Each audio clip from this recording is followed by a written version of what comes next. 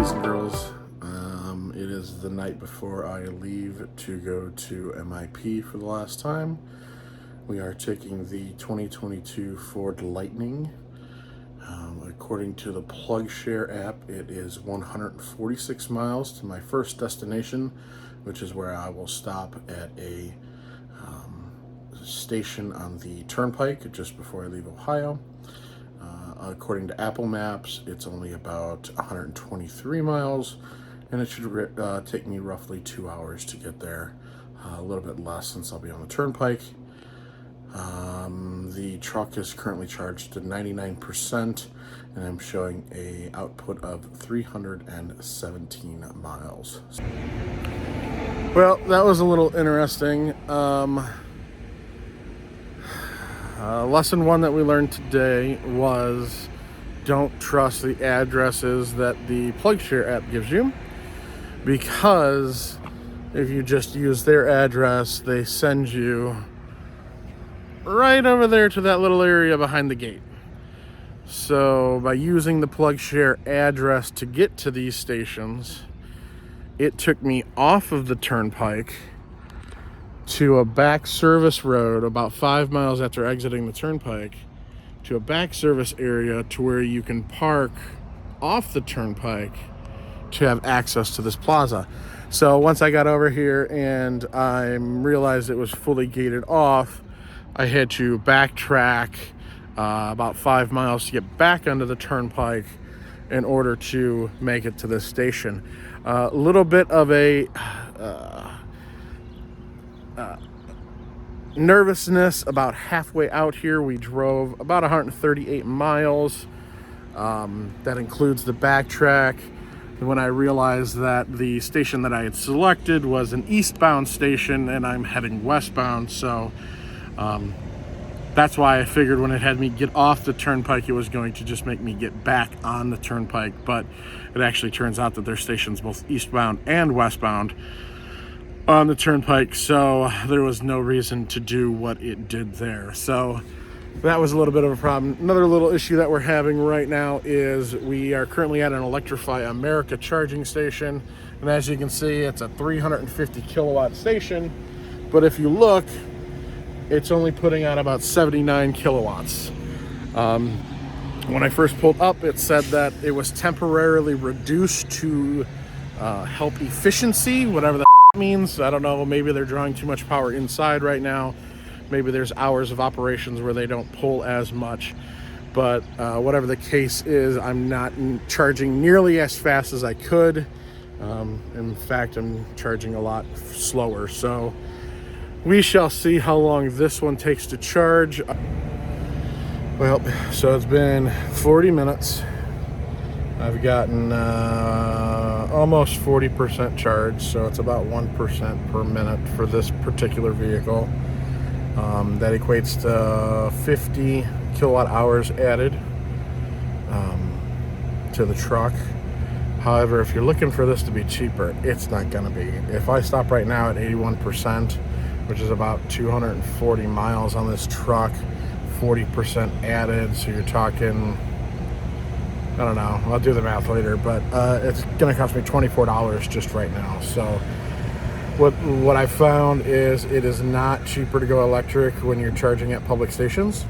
If you always charge at home, then it will be cheaper, because especially for the co-op rate, the co-op rate is about 14 to 15 cents per kilowatt hour, whereas right now I'm paying 48 cents per kilowatt hour. So we're gonna let this go for a little bit. I'm gonna run back inside, grab a drink, and then we may stop again. There is a fast charger in Indiana that can get up to 350, so I might stop and check that one out.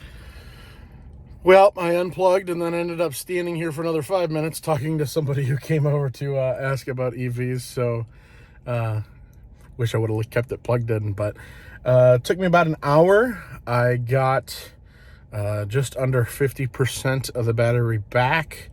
I'm at 261 miles right now. We're going to travel about 100 miles to another DC fast charger that I'm hoping to get a 350 kilowatt hour charge out of. That'll be nice to get me to Chicago.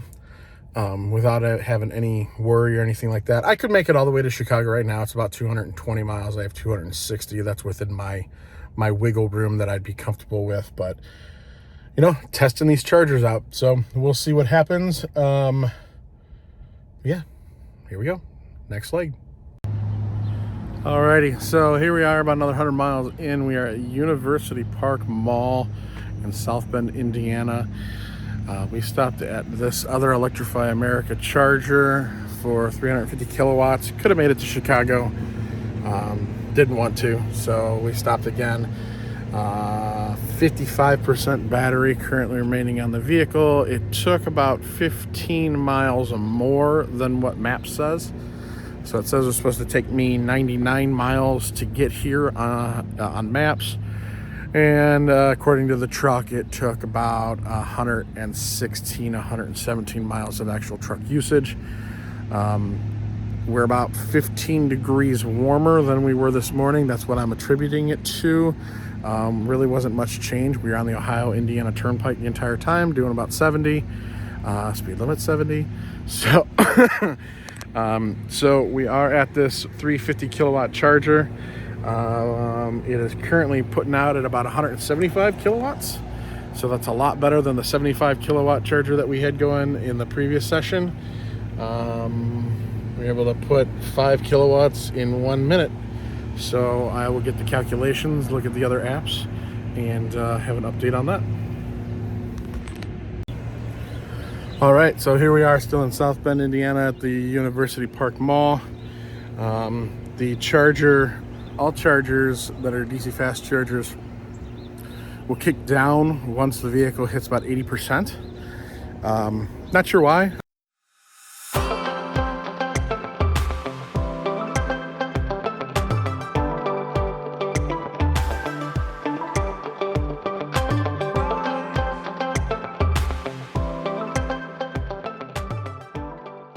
I'm gonna have to do some digging into that, but they always kick down to slower speeds. For my truck, it kicks down to about 55 kilowatts. So we were at a higher charge speed when we first got here. I was getting about 5 miles per minute. At the last place where I was getting about 75 to 80 kilowatts charge rate, I was getting about 2.5 miles per minute. So it really pays to find a full charger that can charge a lot faster. So it's not the full 350, but we were able to charge really, really fast up to that 80%. Only been here for 25 minutes and I got 30% charge within 25 minutes compared with at the last place where it took me about an hour to charge to 40% because we were at that reduced rate the entire time. So, all right, so here we are, west side of Chicago, Target parking lot. You can see we're once again at Electrify America. They seem to have the most chargers along my path. Also the highest kilowatt charging rates. Interesting, when I got here though, these two were empty. And so I plugged into the first one, but I was getting a reduced rate of only 50 kilowatts and it's rated for 150. And this charger over here, somebody was at, and they just left, and in the app it says it's putting out 150, so I moved over to here, and yet I'm only getting 72-ish, so a lot better mileage on the way here. It was about 15 degrees warmer than it was this morning, so this morning it was about 55, 60, right now it's 80, 85. So when it's warmer out, the battery operates better, as well as the slower speeds. So most of the first 2 legs of the trip, I was going 70 on the turnpike, and a lot of Chicago and northwestern Indiana had road construction and different speed limits, so it was 55 to 60.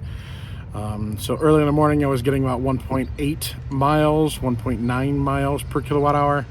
Right now, I am getting 2.4. So we were getting 2.4 on the way here, which made it a lot better in terms of getting each mile out of the battery. So all in all, I've been plugged in for about 40 minutes.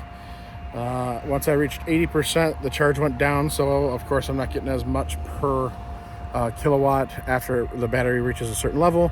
However, in 40 minutes, I was able to go from 57% up to 90%. So that's not bad. I have 150 miles left to get me up to Madison, and I have 250 plus miles on the truck. So we're gonna take care of this last little leg, and we're gonna go to the final charging station, which is only about 2 miles away from my hotel. So let's see how it does from there. All right, so here we are in Madison. As you can see, this is not an Electrify America charger. This is EV Go, which is actually a part of the Shell gas station. A little bit more difficult to get started. I've never used one of these before. There's instructions on it. So basically you just scan a QR code after you download the app and update your credit card and all that other jazz. But I think that's going to be another major problem with EVs moving into the future, is so many different stations, so many different apps, so many different credit card logins and stuff like that. So that'll be interesting to see if they ever move to one simple app. But this one wouldn't even allow me to swipe a credit card or use a credit card at all. You had to go through the app with your credit card. So charging pretty good. I've already gained 2% in a matter of this 1 minute video. It's charging at 129 kilowatt. Here we are in the parking garage for the Fluno Center, where I'll be staying for 2 weeks for my MIP. And the best part, free charging. So we'll leave this bad boy plugged in for 4 hours. That's the limit here, even though nobody else is using it. Plug it in for 4 hours, and then we'll move parking spots, and I will be fully charged when it's time to go home in 2 weeks.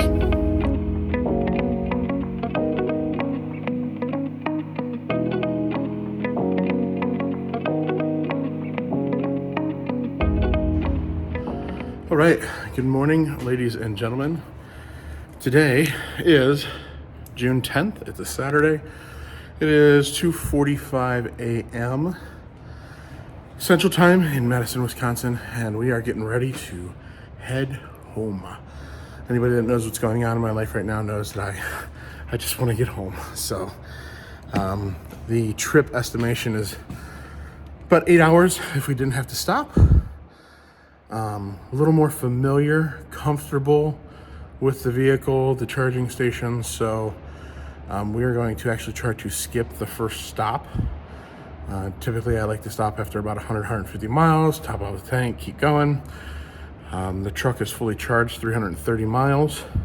It's about 55-ish degrees outside, and we are going to attempt to go 260 miles to South Bend, Indiana, and bypass Chicago. So I will make the final decision as we get closer to Chicago, if I feel comfortable enough with the remaining mileage, and if we're getting the good consistent mile per kilowatt hour once we get closer. So hopefully the next video that you see will be me in South Bend, Indiana, instead of Western Chicago.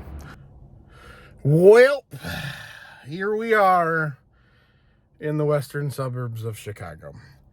I was not confident with the amount of range that I had left to suffice going further. I think I would have made it there with maybe 5 or 10 miles left on the actual truck, but I am acting far too conservatively to test that this far away from home. So I average about 1.8 miles per kilowatt hour. The trip was probably about 90 to 95% 70 mile per hour on the highway. A little bit chilly, 55, 60 degrees. So the high speeds and the little bit of chilly weather, I attribute to the fact that I wasn't getting over the 2 miles per kilowatt hour. I am at a station here in a mall, and they seem to have some really nice high-speed fast chargers. This one I'm currently getting 171 kilowatts. So, getting ready to leave Chicago right now. Spent 22 minutes. As suspected, as soon as I hit 80%, the charger rapidly decreased down to 50 kilowatts. I'd started at 175. Once I hit like 70, it went down to about 120. So the charge rate of the battery depends on how charged the battery is. So there's really no point in me staying here past 80% at a 55 kilowatt charge rate, because it's going to take me 100 miles to the next destination, and that one has a 100 kilowatt charger. So charging more here is just pointless. So we're on our way to South Bend, Indiana. So we are now in South Bend, Indiana at the mall, one of the locations that I stopped at on my way out to Madison, Wisconsin. Same charging station. So this one I'm getting 166 kilowatts charge rate, which, if you remember from my last video, I was only getting 55 after I hit 80%. So I have no doubt that I probably could have made it to Ohio. The last charging station that I'm going to stop at, I could have made it there probably with about 30 miles left. But after thinking about it, I figured I should stop here. I'd get the higher charge rate. Probably could have stayed in Chicago for another 10 to 15 minutes and topped up a little bit more at that 55 kilowatt rate. But come here and stay 10 to 15 minutes here and charge at that much higher rate will be faster. So I'll top up a little bit here and then head to my final destination, where I will probably stay for a little bit longer.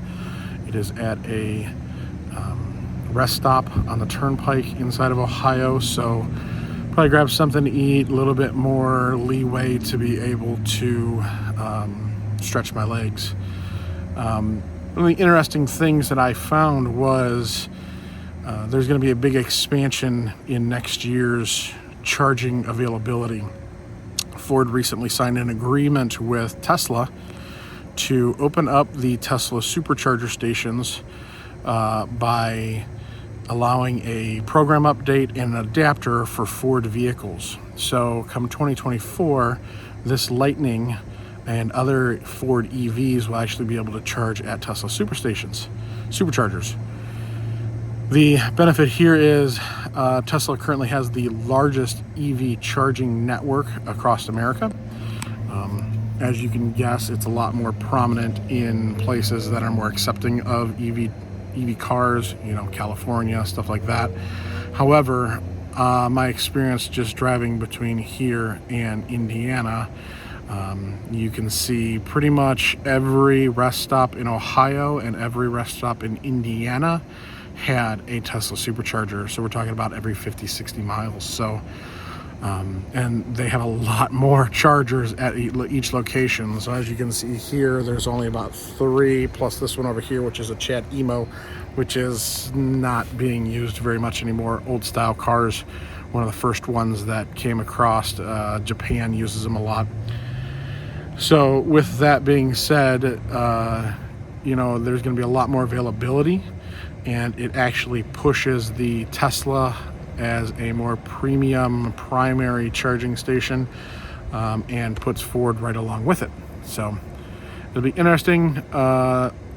Another addition that I read in that article was that starting in 2025, all Ford vehicles will be made Tesla adaptable automatically. So I think what that means is there's actually going to be 2 charge ports.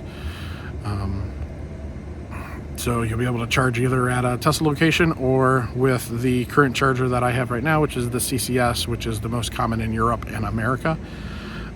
So I wouldn't be surprised if people actually start defaulting to Tesla chargers and they become a monopoly in the charging world. So got about 5 more minutes here and we're going to head to Ohio. Just another quick update while I'm in South Bend, Indiana at this mall. So you can see, those charging stations over there, that's the Lightning over there. Those are DC fast charging stations, and those are meant for kind of long hauls or quick fixes. So some get a lot of miles really fast. They range from 100 to 350. I don't know if I've ever said that before. I don't know if there's an actual vehicle on the market yet that can handle the 350 kilowatt. Highest I've seen is the 150, and As I mentioned in a previous video, the Lightning's actually getting about 175 max. So those are the quick fixes for long hauls. What you have here are the charging stations like what we have at the co-op. These are more the maintenance ones. So the expectation for these ones, and these ones are 5.7 kilowatts, are that people would come to the mall locally, plug in, charge up, have enough charge that it would supplement what they use to get here and to get home. So really, we need more of these at the destinations, and we need more of those at trips. One more update from South Bend. This is my biggest worry. So yes, it takes 15 to 20 minutes to get a good charge on one of these stations, but if you start getting lines, then you gotta wait 15 to 20 minutes for somebody else to charge before you can even get on the charger. So infrastructure is growing, but definitely needs more. Back in Ohio, thank God. Oh my. On the last leg and final charging destination. I could have made it home on this last one, would have left me with probably about 20-30 miles once again. However, I decided to stop, mainly because I'll be traveling to North Central on Monday, so I needed to make sure I had enough charge at least to get to North Central to charge while I was working out there all day. So a lot better mileage per kilowatt hour, 2.1. A majority of the trip was 70 miles per hour plus. I attribute this to the fact that it's 70 plus degrees right now, so that just lends to the fact that the batteries operate better in warmer temperatures. So probably only need about 5 to 10 minutes here to get enough charge to be able to get me to North Central on Monday, and we will get going on this last little leg. So I will include a written summary in the board packet, as well as the facts and the information about costs and mileage and everything else. So it's been a pleasure. I really enjoyed this, and I look forward to doing another analysis in the extreme heat of summer. So we've already had one during the winter when we first got the vehicle. This is our long range trip usage, and we'll do another one when it's really, really hot out. So thank you very much.